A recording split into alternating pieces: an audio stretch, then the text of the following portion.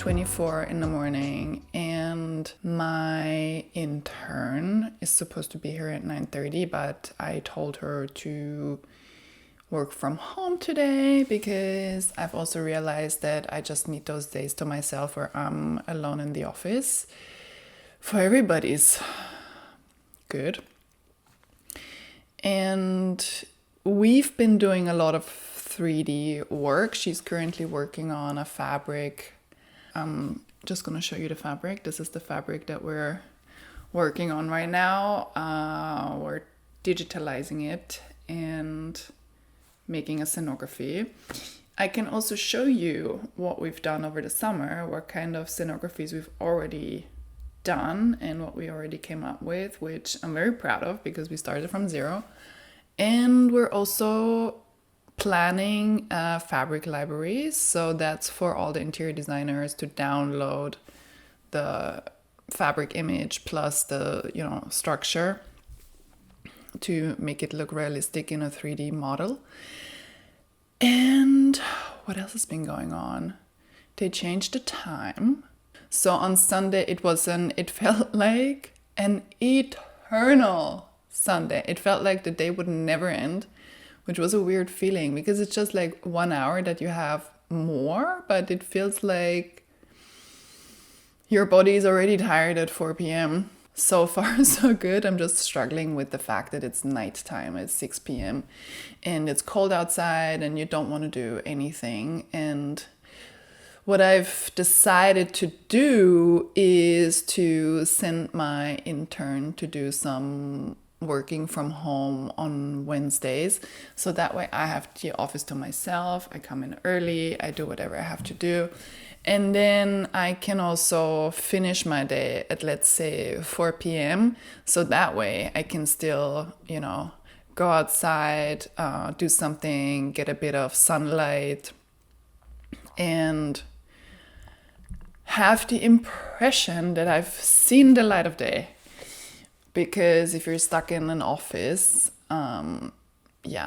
it's still important to be outside for a bit and to get a bit of that sunlight and a bit of that, mingle with other people. So today, what is on my mind for today is a mood board that I've created for my sister, because my sister, she's an interesting species. We're so different. We couldn't be any more different. She's a midwife and she is very impatient when it comes to decorating or anything. Yeah, she's not very patient. I mean, I don't really consider myself patient, but I have a lot of patience for like a creative process or like a creative task, and she doesn't. And she moved into an apartment, I think in January, so that's already a very long time ago, and her apartment couldn't be more naked. Especially the living room. It's naked. There's nothing in there. Here is an image. It's naked.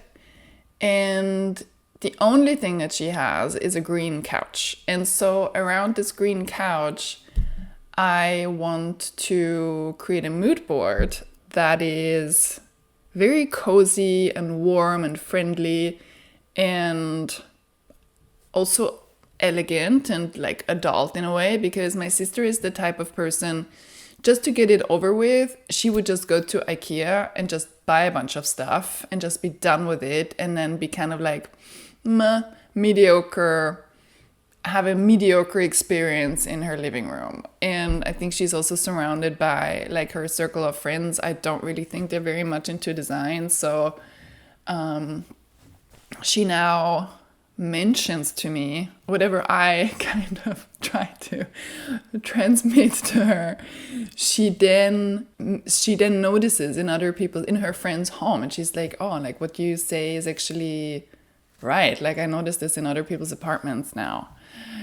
So that's a plus, but she needs a lot of hand-holding and visual conviction. So I came up with a mood board. Let me open this. Okay, here we are. She only has a green couch. That's not exactly the same couch that she has. but this is the one that I could find, and also it has the same exact shape as hers. And I think the first, and also like her wish as a first investment, because I think it's gonna be kind of like a stretched out process to have everything together. But the first and very important thing that she needed was a rug. And because she needs a very, very large rug, like a 3x4 meter rug, which is A, already hard to find, and then B, even harder to find if you want something that is at an okay price point, that is like under, let's say, under 3,000. That's already hard to find. Also, if you want a 100% wool rug, even harder. So she found one that she really liked. All the ones that I found were a bit pricey. They were beautiful, but a bit too pricey. So the first thing that she found was a rug from Zara Home, which has, you know, this geometric pattern, which I'm not mad about. I think I would have gone for something quite... oh my god. I think I would have gone for something more decorative if there was no budget. I would have gone for something with a pattern, but something decorative. I would have stayed away from, you know, any geometric lines, stripes, even like abstract, like color block things. I would have gone for something intricate, because if this is a 3x4 meter rug, it could look so good if you have a very nice decorative piece all over the living room. But here we are. This is the one that we went with, and it's a good texture, it's a good quality, and it's the right size. So I think it was a good find. In order to bring this decorative element to the living room, my search for curtains was very intense, because the walls are so large. Like, she has a lot of big naked walls, and that can be suffocating, I think, if there is like nothing on it. It's just a bit offensive walls. I don't know. It can be suffocating. So I thought, also my motto for this living room is basically texture, texture, texture, to really warm it up and to really have that playful element. Texture, texture, texture. And I found this really, really nice fabric at Nobilis. It's a fabric store, fabric brand, Parisian fabric brand. And they have a pattern called Peonia, and it's this really nice linen cotton fabric with this flower illustration in a really nice rusty red. And where the texture comes in, it's through the fringed edges around the flowers. It looks so good in real life. So yeah, I made her order some other samples, because this fabric is indeed a bit pricey. I mean, it's okay. The meter is 162, so I think it's okay. But of course, like, if you need curtains, it adds up. So I want her to have a curtain for the balcony door, but also a little Roman shade in the same fabric for this like little small window that she has. I think that could look super nice. And I made her also order some other samples from like a website that has rather cheap curtain fabrics, and they like, you get them to your measurements. But I also made her order the samples so she could see the difference in quality, because the other samples that I made her order, they're like a brown terracotta fabric with a white pattern. And if you hold the two next to each other, it's just so clear to me that it just looks cheap. It's not even like the quality, it's like a linen curtain, like there is nothing wrong with it. But in terms of like the work and the illustration and the balance in color, there was no question for me. So I think we've decided on the red curtain with the peonias. with the peonies. The peonia design. And the detail that I also think is important is a little curtain rod.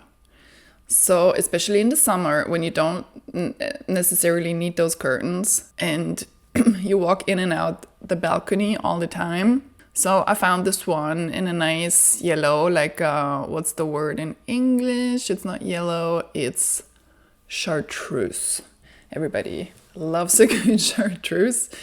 And yeah, it's a little pop of color. You can't go wrong with that. And it adds even more texture. I did stay away from the tassels because that's a bit too much for her. I would have tassels, but she's not a tassel girl. In order to counterbalance this huge, massive, dark green couch, I really tried to convince her to go for a big ottoman instead of those like small, tiny wooden couch tables.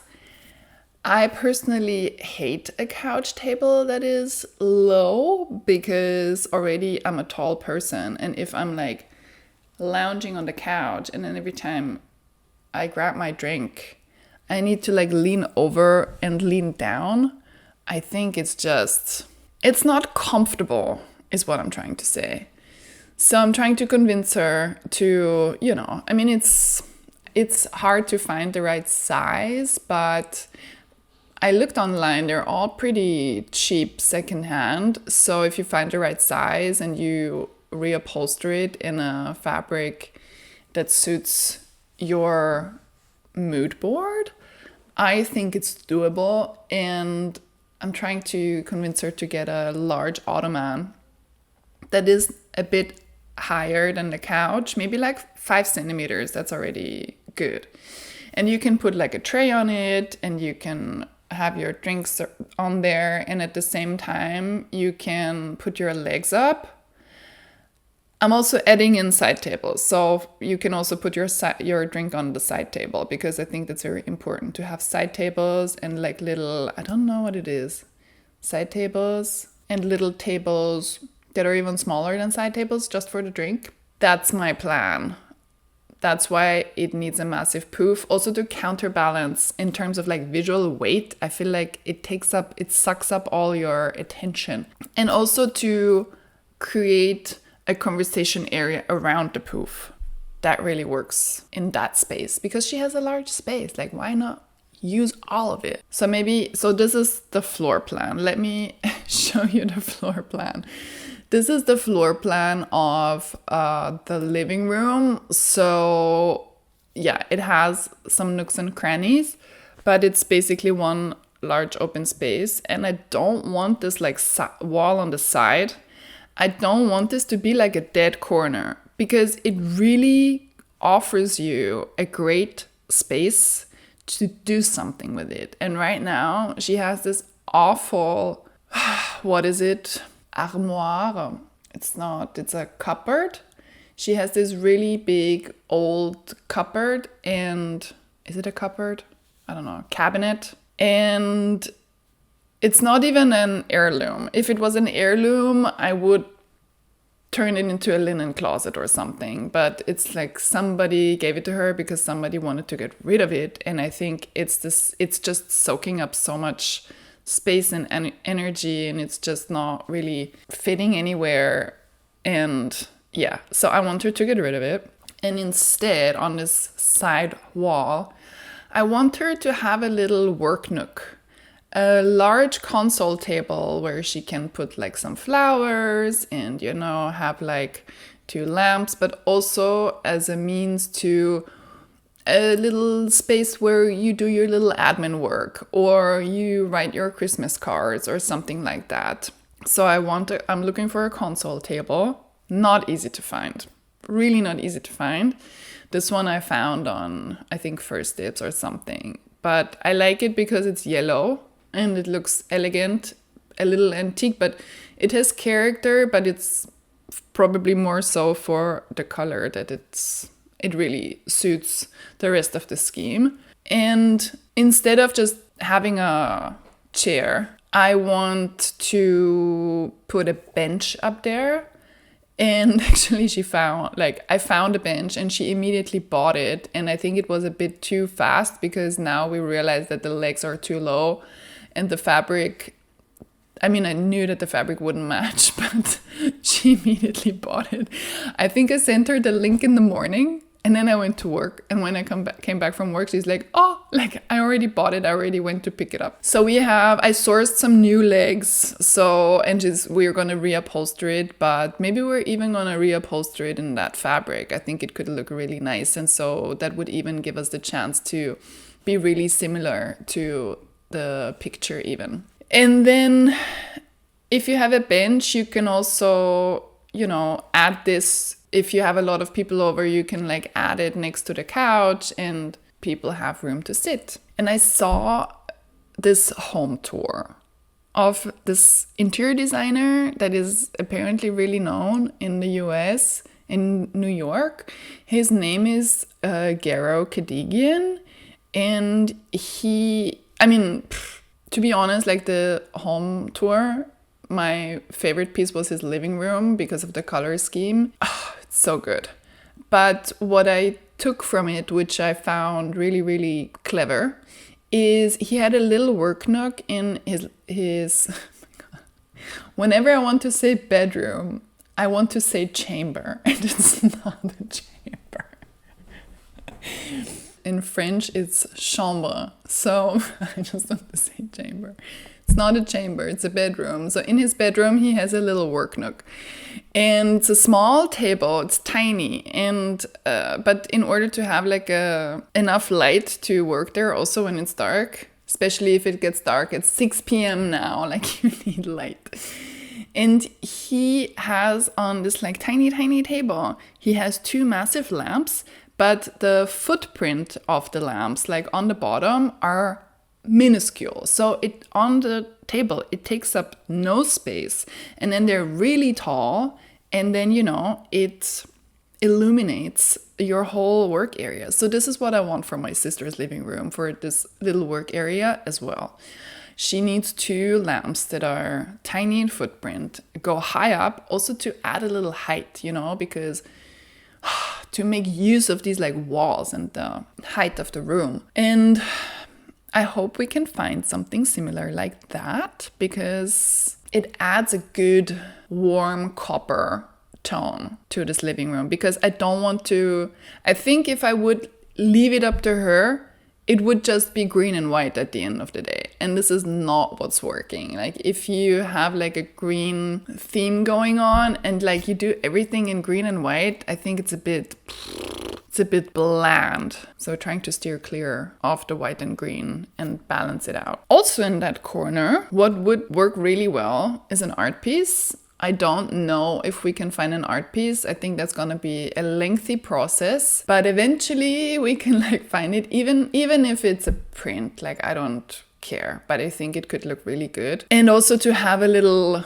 lamp, a little LED lamp to give light on the artwork. I think it could look really well, and it's another source of light, some indirect light that could be turned on if you don't want to necessarily switch on the main light, which we all know is like the secret of secrets, not a secret at all, but that's kind of like the key for a cozy atmosphere is just switch the main light off, just switch it off and have some cozy little lamps. It's instantly intimate. What I want to source as well as the main light, because now that I think of it, my sister, I don't know how she lives, because I think it's either main light on or no light, but there is no small lamp anywhere for that in between stage. And yeah, I'm really turning her on to small lights. Even her kids, I think it's like either main light on or nighttime going to bed, main light off.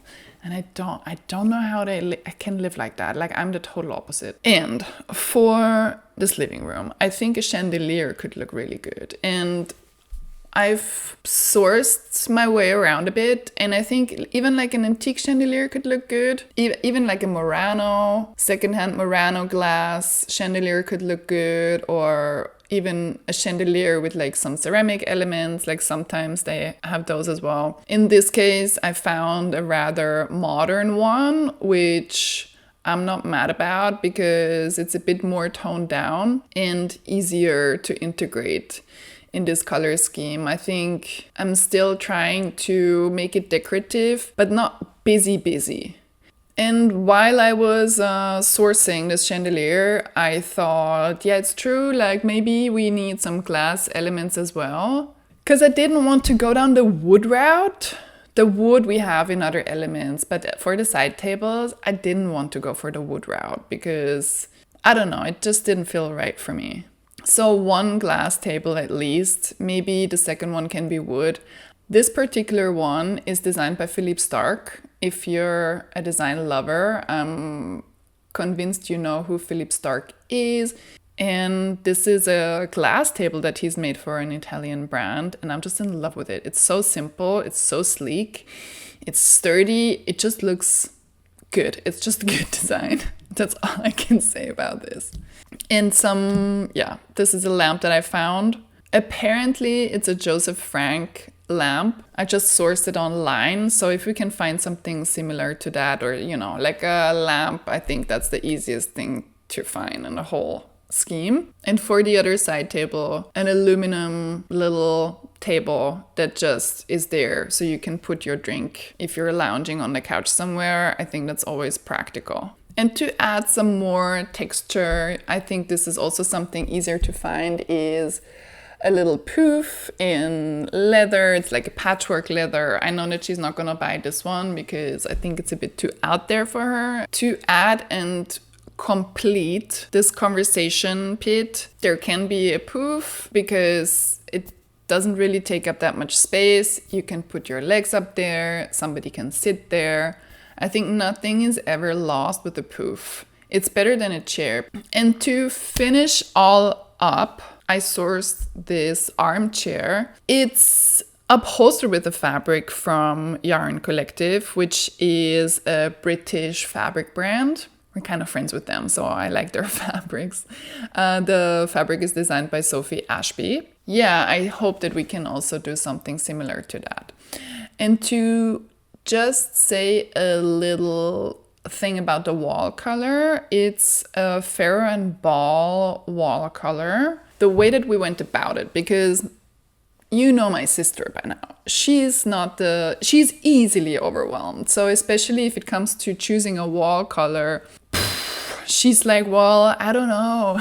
It can be, she's very hesitant, and she also can't really visualize things, which I know it just needs practice. So I can understand that it's not the easiest thing to do. So what I recommended for her to do is to just choose some samples online, choose 3 wall colors that you gravitate towards, and order the samples, and then just make 80 by 80 patches on your wall, like next to each other. You live with them for 2 weeks, and so you can observe throughout the day how the colors react. I recently watched Noah Daniels' video where he explains this process of using different type of textures and how you can verify if those textures are balanced throughout the room. And he has a graph. He made a graph. So it's basically from hard textures to soft textures. And then I thought, well, let me verify this. What have I done? Because I made this mood board and it was quite instinctual. But then I was like, okay, let's verify. Let's verify if I'm going in the right direction or if I'm missing something. So I made this chart from hard to soft, and then I put all the elements on it. And I think it's pretty balanced for now. Maybe in a year, I'm looking back at it and I'm like, I've missed something. But for now, I think it's pretty balanced. We have the hard elements, we have some glass, we have some copper, we have some aluminum, we have wood, and then we have fabric. And within the fabric, we also have different types of textures from harder to softer. He had a second chart, which is you go from hard to soft and from light to dark. And then if you have everything spread out evenly, then you should have like an interesting room. So I did that as well. And this is the chart. So from hard to soft, light to dark. Overall, I think it's pretty balanced because we have light elements and we have some dark elements. And then we have those in between things that kind of bridge those two. But I think this comes back to why my statement about going down the route of like, if you don't know what you're doing and you just get stuck in this, oh, I'm having a green couch, so now everything has to be green, then everything would just be in one corner. And maybe you have different types of textures, but I think you also need that counterbalance of like some darker colors. He also talks a lot about saturation in colors, which I think that would be another chart. That would be another chart. But I think it's very interesting if you do mood boards to then also have some sort of grid or logic or verification system. I thought that was really interesting. And yeah, I'm quite happy with it. So thank you for tuning in today. And I see you soon.